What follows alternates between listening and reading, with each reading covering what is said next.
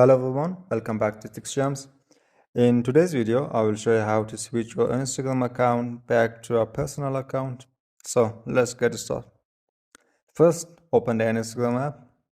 Then tap on your profile in the bottom right corner. Next, tap the three-line menu in the top right corner.